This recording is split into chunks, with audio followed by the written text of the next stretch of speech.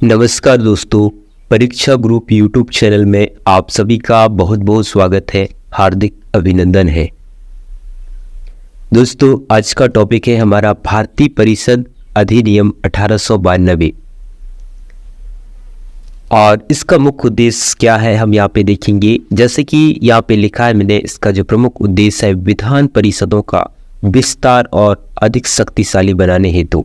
विधान परिषद, आप चाहे केंद्र की विधान परिषद या फिर राज्यों की विधान परिषद के विस्तार, उनको व्यापक शक्तियाँ देने के लिए भारतीय परिषद अधिनियम 1892 की यहाँ पे ब्रिटिश संसद के द्वारा पारित किया गया। तो इसका मुख्य उद्देश्य रहा है विधान परिषदों के व्यापक विस्तार और उनको शक्तिशाली बनाना। और इसके बारे में हम इसकी जो प्रमुख विशेषता है उनको भी यहाँ पे हम देखेंगे।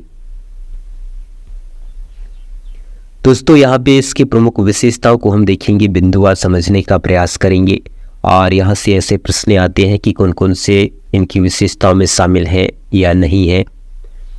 तो पहले विशेषता यहाँ पे ये है कि केंद्रीय एवं प्रांतीय विधान परिषदों का विस्तार, जिस प्रकार से इसका प्रमुख उद्देश्य रहा है जो विधान परिषदों का, वो चाहे केंद्र का हो या राज्य का हो, इन दोनों की विधान परिषदों का व्यापक रूप से विस्तार किया गया और इनको शक्तियाँ भी दी गई। तो इसमें विधान परिषदों का विस्तार किया गया तथा उनमें से 8 से 10 नई सदस्यों की नियुक्ति की गई, यानी कि इनकी नियुक्तियों को और भी बढ़ाया गया। 8 से 20 जो नई सदस्यों की नियुक्ति का प्रावधान इसमें किया गया। दूसरा बात है यहाँ पे नए सदस्यों में से 40% गैर सरकारी होते थे। जो नए सदस्य नियुक्त करने के लिए बात कही गई है, तो जो 40% सदस्य होते थे वो गैर सरकारी होते थे और 60% सदस्य आपके सरकारी होते थे। किंतु परिषद में बहुमत सरकारी सदस्यों का ही होता था। जो बहुमत होता था वो सरकारी सदस्यों का ही वहाँ पे मान्यता होती थी। जो गैर सरकारी सदस्य होते थे उनकी बहुमत नहीं होती थी, पर 40% गैर सरकारी सदस्यों की नियुक्ति का प्रावधान इसमें किया गया।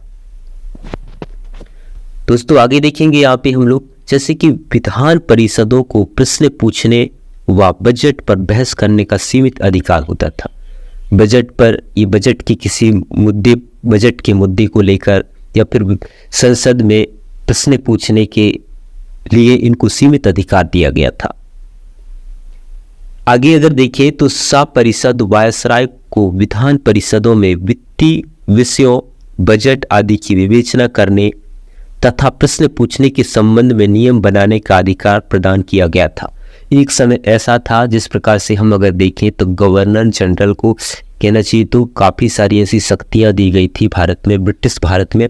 इसके बाद ऐसा वक्त आया, आप लोगों ने इसके पहले हमारे जो वीडियो है चार्टर एक्ट के बारे में अध्ययन किए होंगे, जो अलग अलग चार्टर एक्ट हैं, तो वहाँ पे जो गवर्नर जनरल होता था उसकी प्रमुख कार्यकारिणी शक्तियाँ होती थी।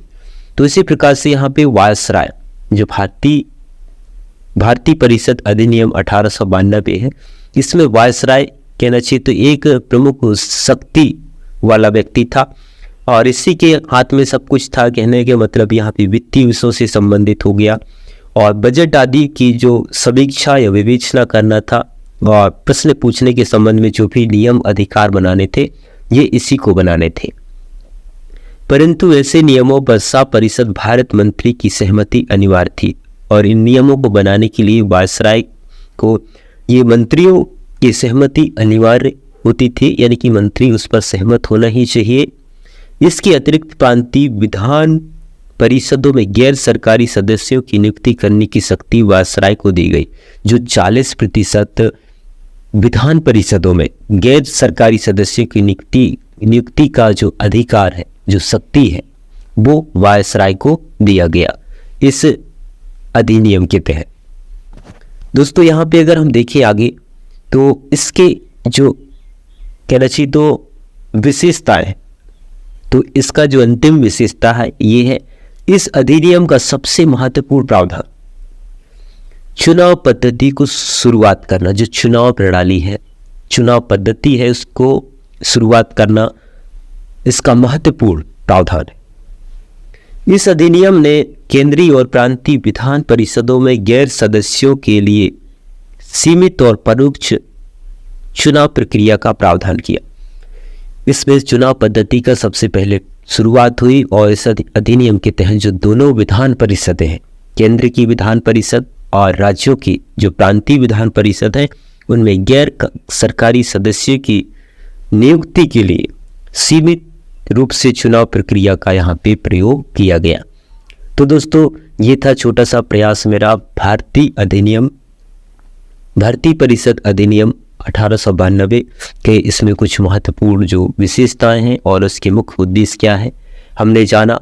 और मैं उम्मीद करता हूँ अगर मेरा वीडियो आपको पसंद आए तो वीडियो को लाइक कीजिए और कमेंट में ज़रूर लिखिए अगर आपको कुछ डाउट हो, कुछ पूछना हो तो दोस्तों मैं मिलता हूँ अगली वीडियो में। तब तक के लिए जय हिंद।